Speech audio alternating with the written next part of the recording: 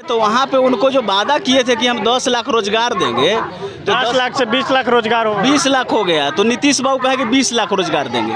तो आप 20 लाख रोजगार का सृजन करिए, वो ठीक है, लेकिन जो पहले से रोजगार में है उसको तो नहीं हटाइए। आप एक तरफ रोजगार दे रहे हैं और दूसरी तरफ रोजगार से आप बाहर कर रहे हैं। आश्वासन मिल रहा है हमें। मुख्यमंत्री जी का सपना था कि हर एक ज़िले में पॉलिटेक्निक और इंजीनियरिंग कॉलेज खुले। कॉलेज तो उन्होंने खोल दिया, लेकिन उस कॉलेज को चलाने के लिए, उन कॉलेजों को एफिलिएशन लेने के लिए फैकल्टी की ज़रूरत पड़ी, शिक्षकों की ज़रूरत पड़ी। तो हम सभी अतिथि व्याख्याताओं को, सहायक प्राध्यापकों को, अनुदेशकों को AICTE के मापदंडों के अनुरूप हम लोगों को बहाल किया गया। जब सारे कॉलेज चलने लगे, पठन पाठन का कार्यक्रम होने लगा, प्लेसमेंट होने लगे, तो माननीय मुख्यमंत्री जी ने हमारे एक साथी से कहे थे, आप लोग बढ़िया से काम करिए, हम गेस्ट को होस्ट में तब्दील करेंगे। इसका अखबार का कटिंग यहाँ पे है, मेरे साथी आपको देंगे। गेस्ट को होस्ट में तब्दील करने का सपना हम लोग देख करके जी जान लगा के अपनी पूरी जवानी। कब होगा भाई गेस्ट को होस्ट में तब्दील? क्या कब होगा गेस्ट को होस्ट में तब्दील? वही आशा के साथ हम लोग बैठे हैं। मुख्यमंत्री लगता है अपना सपना जो वादा किए थे भूल गए। उन्हीं का वादा को याद दिलाने के लिए हम लोग यहाँ गर्दनी बाग में बैठे हैं कि ताकि मुख्यमंत्री जी आप अपना वादा याद करिए और हमें समायोजन करिए, ताकि हम लोग भी गेस्ट से हो सके। ये हमारे साथी हैं, पूरी जवानी, इनकी उम्र देखिए, ये पूरी जवानी पॉलिटेक्निक और इंजीनियरिंग कॉलेज को सेटअप करते हुए पठन पाठन में बिता दिए। क्या अब ये कहाँ जाएंगे? इनके बाल बच्चे क्या होगा? हम लोग सभी के परिवार का क्या होगा? ये मुख्यमंत्री जी हम लोगों के साथ एक कैसा खेला खेला जा रहा है। माननीय उप मुख्यमंत्री जी जब विपक्ष में थे तो कई बार उन्होंने हम लोग से मिल करके कहा, जब हमारी सरकार बनेगी तो हम आप लोगों का समायोजन करेंगे। सरकार तो बन गई, लेकिन जब भी हमारे साथी हम सब जाते हैं तो उनके यहाँ केवल आश्वासन मिलता है। एक तरफ आश्वासन मिल रहा है, दूसरी तरफ हमारे साथियों को कॉलेज से निकाला जा रहा है। ये किस प्रकार की नीति है? उन्हीं नीतियों के खिलाफ और मुख्यमंत्री को जो वादा हमसे किए हैं उनको याद दिलाने के लिए हम साथी यहाँ बैठे हैं, ताकि मुख्यमंत्री जी अपना वादा को याद करिए और हमें समायोजन करिए।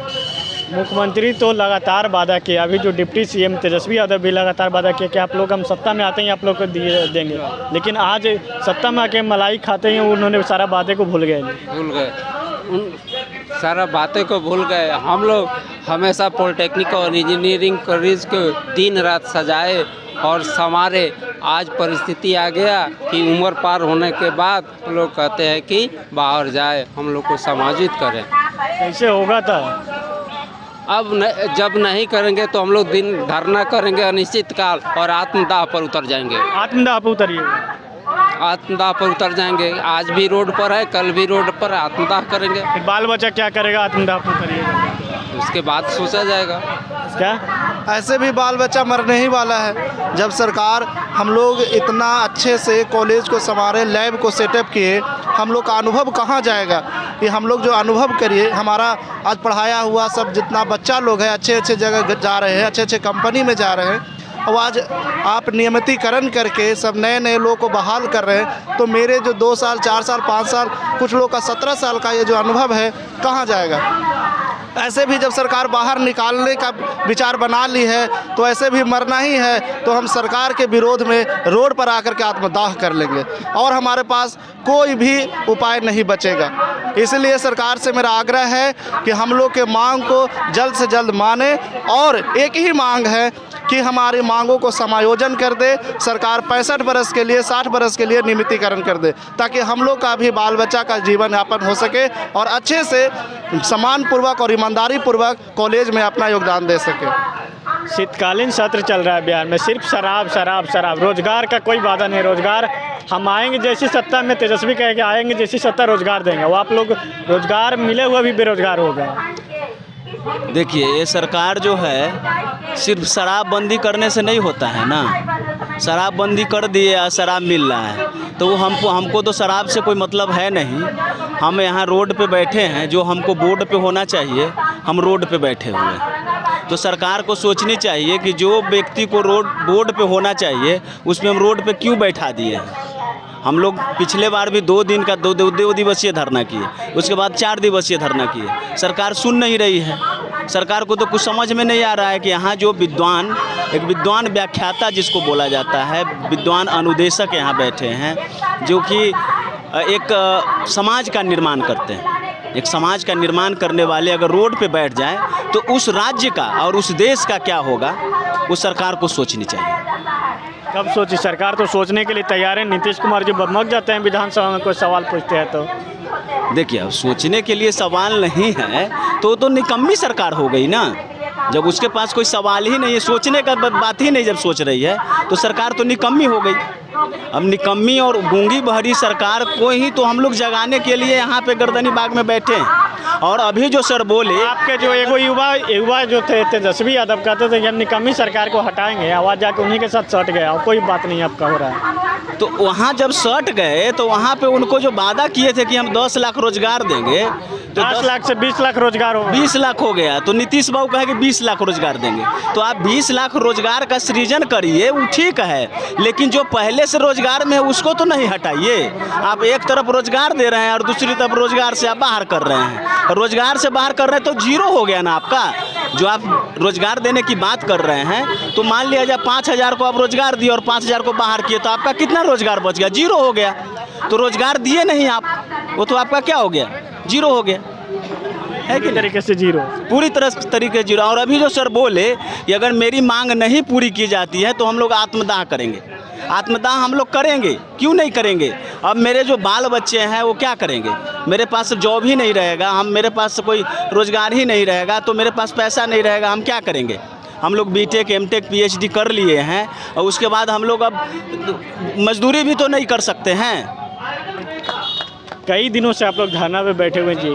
आपके उप मुख्यमंत्री जी हैं जो जब विपक्ष में थे तो लगातार वादा करते थे, अब आज सारे वादा फेल हो गया है। मेरा नाम डॉक्टर संतोष कुमार हुआ, मैं एसआईटी सीतामढ़ी से हूँ। सरकार जो काम कर रही है, जैसे इंजीनियरिंग के स्टूडेंट्स हैं, ये जो है हमारे राज्य के जो है ये धरोहर है, ये राज्य के प्रोग्रेस का के लिए एक रिसोर्स का काम करते हैं। और उस इंजीनियरों को पढ़ाने वाले जो है हमारे यहाँ भाई लोग बैठे हुए हैं, जिन्होंने इंजीनियर्स को डेवलप किया है, उसको क्रिएट किया है। इसका मतलब है कि उन्होंने इस राज्य के भविष्य को संभालने के लिए राज्य के विकास में योगदान दिया है। और यह हमारे नीतीश जी का, मुख्यमंत्री जी का भी जो है आश्वासन था। उनके जी भी इंजीनियर है, इंजीनियर का कोई बातें नहीं सुन रहे हैं। अब इंजीनियर को क्रिएट करने वाले जो हैं वो रोड पे आ रहे हैं। यह जो है राज्य के एक टेक्निकल रिसोर्स का एक्सप्लॉइटेशन हो रहा है। हम चाहते हैं कि सरकार इस एक्सप्लॉइटेशन को रोके और जो लोग यहाँ पर बैठे हुए हैं उन लोगों का समायोजन करें।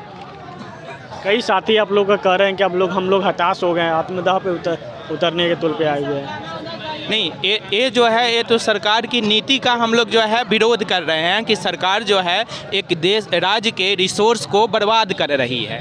कोई भी गेस्ट जो होता है 2 महीना, 4 महीना या 8 महीना के लिए गेस्ट होता है, लेकिन जो 17 साल से काम कर रहे हैं, 10 साल से काम कर रहे हैं, जिनका एज एक्सपायर हो गया है, तो आप उनके टैलेंट को कहाँ ले जा रहे हैं? आप अपने राज्य के जो टेक्निकल टैलेंट है उस टैलेंट को आप बर्बाद करने का काम कर रहे हैं। हमें सरकार से यही कहना है कि आप राज्य के टेक्निकल टैलेंट को बर्बाद करने का काम कर रहे हैं, कृपया ऐसा नहीं करिए। अगर ऐसा होता है तो भविष्य में आगे प्रोग्रेस कैसे होगा राज्य का, उस प्रोग्रेस को ध्यान में रखते हुए इन लोगों का समायोजन करें। आगे बच्चों में निराशा होगी और जब निराशा होगी जिस गेस्ट को होश अधिकार क्या? अब देखिए कि गेस्ट कुछ दिनों के लिए होता है। जब गेस्ट का कंसेप्ट आया तो 3 महीने के लिए, 1 सेमेस्टर के लिए था मैक्सिमम, 1 से 2 सेमेस्टर के लिए मैक्सिमम। अब समझिए कि एक ऐसा गेस्ट है जो 1 सेमेस्टर नहीं, 3 महीना नहीं, 1 सेमेस्टर नहीं, बल्कि 8 साल, 10 साल, 5 साल से लोग काम कर रहे हैं। क्या ये गेस्ट कहा जाएगा? ये गेस्ट तो होस्ट है, और जबकि उनका नाम दिया हुआ है गेस्ट। तो ये गेस्ट का कई तरह का नाम दे करके, गेस्ट अलग, कॉन्ट्रैक्ट अलग, रेगुलर अलग, ये तरह का ना काम सबका सेम है। सारे काम रेगुलर वाले करते हैं, गेस्ट वाले करते हैं, कॉन्ट्रैक्ट वाले करते हैं। ये अलग अलग नाम रखना ये सरकार की किस तरह की नीति है?